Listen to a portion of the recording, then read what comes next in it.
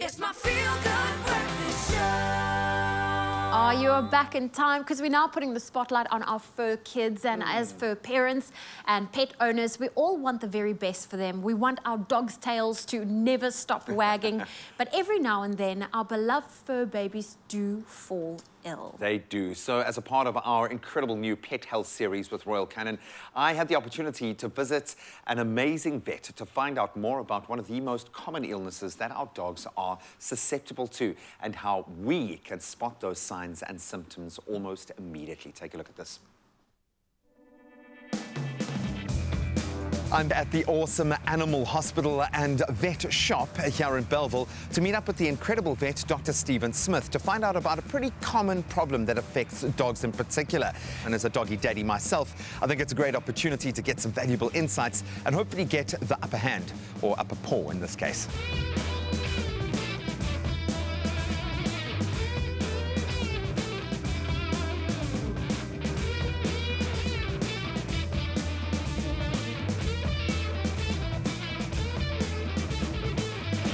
Stephen, it's perfect that we are sitting chatting next to a Dashi. I've got two Dachshunds at home, and I've had to really focus on their nutrition because it's vital when it comes to small dogs especially. But I didn't realize how prevalent gastric issues are with all dogs. Yeah.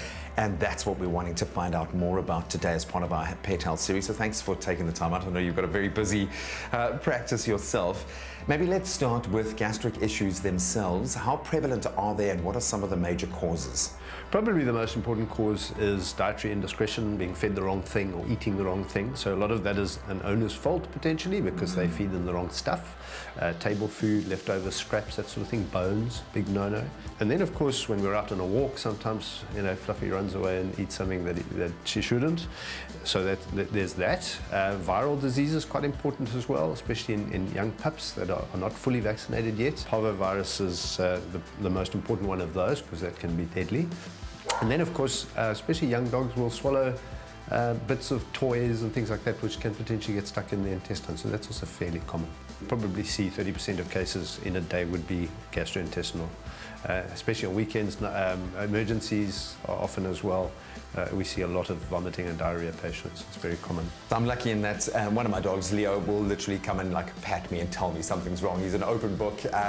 Some dogs not so much. How do we know that there is an issue or something's off kilter? What are those warning signs? It's fairly easy with the gastrointestinal tract because most of them will vomit or have diarrhea or have both. Often they start with vomiting and then they start with the diarrhea a day or two later.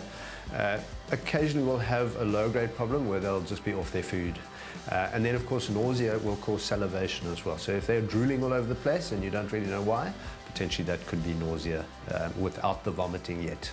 Not that we want to go to extremes, but where can this lead to? What are some of the major, more dangerous consequences of a gastric issue? So obviously depending on what the cause is, and there are a vast number of causes, but potentially that pup that swallowed a piece of a toy, if we don't do surgery and remove that, then obviously that pup could die. A parvo puppy, same thing, unless we do intensive therapy. There's no specific treatment to kill the virus, but we have to keep them alive while their body gets rid of it, and potentially they can die as well. And then we do have quite dangerous hemorrhagic or bloody diarrheas potentially, where if we don't get those animals on fluids, they will die within hours. Yeah. And then occasionally we'll find an unexpected consequence can be bacteria going through the porous wall of the intestine into the bloodstream and causing what we call an endotoxic shock. So that also can be very, very dangerous. Wow, so it can escalate very, very quickly. All of this being said, how do we treat gastro issues and when do we need to see you? If you have a doggy who's vomited for less than 12 hours and then stops and then starts with a bit of a diarrhea, they don't necessarily need to be seen by us. Quite often we'll use a gastrointestinal product such as this one. This is a lower fat one that we do use in a pancreatitis. So these are products which are highly digestible. They've got special fiber mixes. Especially they work very well with diarrheas, and especially those dogs that have just eaten something they shouldn't have, and you know that there's no real other problem. If they're vomiting for longer than 12 hours, then we probably need to see them, and a diarrhea that goes on for longer than 2 or 3 days probably needs to be seen. And then of course, is your pup ill? Is he sick? Is he eating? So those that are bouncing around and still happy, probably not a serious problem.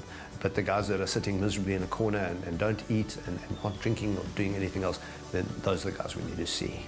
Looks like your diet has been fantastic, little man. He looks great. You are amazing. Thank you so much for the work you do every day. On behalf of all pet owners, we love and appreciate you guys.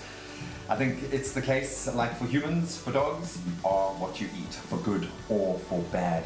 But please, ultimately, you know your pups better than anyone else. If they're a little off, if you notice a significant change in any of the red flags the doctor has raised today, don't waste any time. Get your pet to the vet.